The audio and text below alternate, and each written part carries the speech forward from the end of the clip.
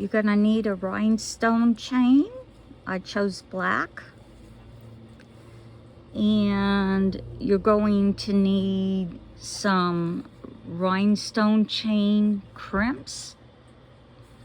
These are very special crimps that go around the rhinestone perfectly. You're going to need some 8/0 jet black Tahoe round beads. You're going to need white pearl 8/0 Tahoe rounds. And these are kind of rare. People don't usually use them. But these are actually 8/0, which are very large, delicate white beads.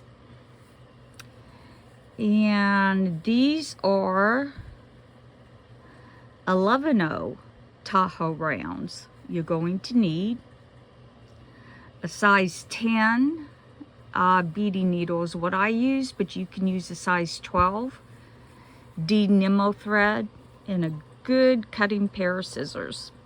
And these are the supplies you will need.